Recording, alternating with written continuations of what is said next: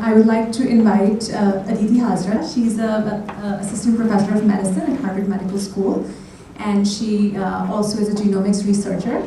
So she will be moderating the Fireside Chat session today. I would like to invite the speakers as well to please take a seat here. Thank you so much for that wonderful overview of both the companies and where we are today with genomics. I wanted to ask a clarification on the cost, since I'm sure everyone is interested. The less than $1,000 per person for sequencing, does that include interpretation or just the sequencing cost?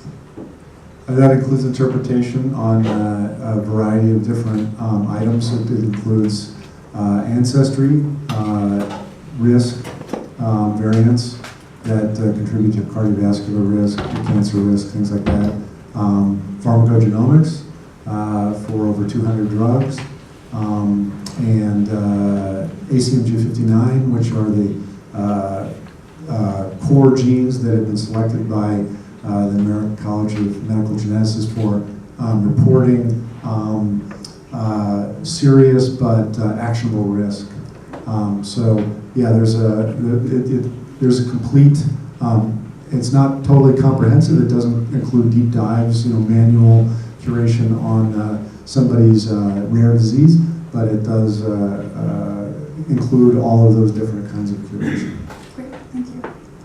What are your thoughts on how we can potentially, in the next 10 years, improve our understanding of the non-coding biology, further interpret the variants that we've discovered? So we know a lot of variants.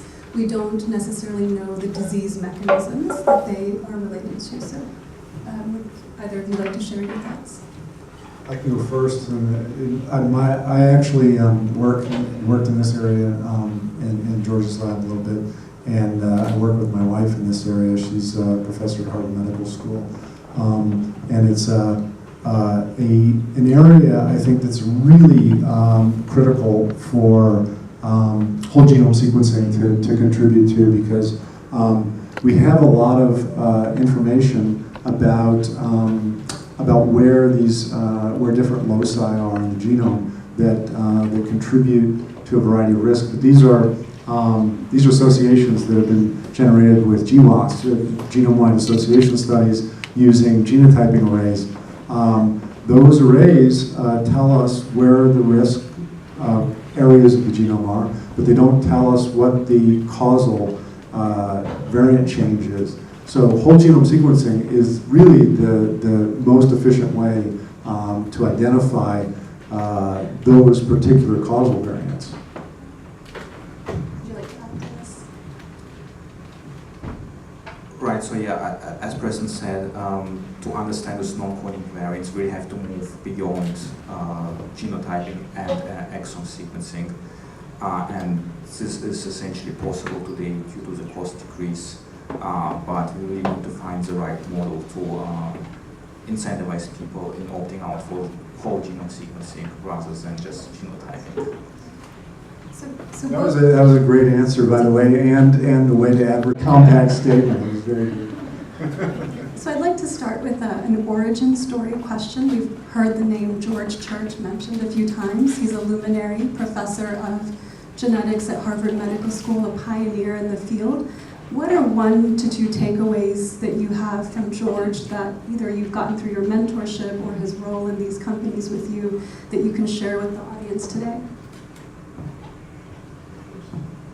Well, I think I was the reason why nucleogenomics got started. I think because I was inspired by George's vision and his, effortless, his tireless efforts to over a decade to really try to bring personal genome sequencing to the public and to the average person.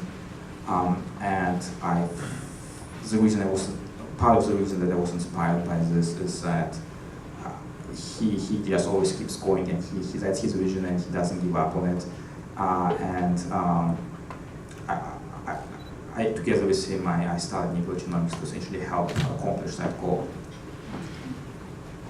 So I first met George about 25 years ago. I was one of his first graduate students, and he's evolved over time.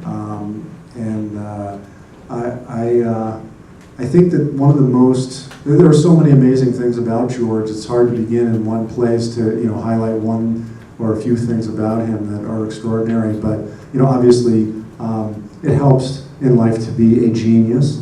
And George certainly is a genius in many areas, but the most amazing thing I think that people find surprising about George is how open he is about his disabilities, about his flaws. You can go online and read about his discussions of his own dyslexia, narcolepsy, the issues that he's had. I can tell you that many of the meetings that I had with George over the years, he has almost immediately fallen asleep in the meetings, and he sleeps several times a day throughout the day. But it's one of the most amazing things about George's routine daily slumbers is, and I think Dennis will affirm this, is that you think that George is asleep, but he's not sleeping in the way that other people sleep. He will have his eyes closed, he'll be out for 10, 15 minutes, and then he'll emerge from this apparent sleep having heard every single thing that people said. And it's an amazing trait, and I guess it's easy to admit your flaws and your disabilities when your capabilities are so extraordinary that they make up for it. But that's one of the most incredible things about George is his willingness to discuss with the public, people, reporters, the challenges and disabilities that he's faced in his life. Thank you, that's really interesting and inspiring.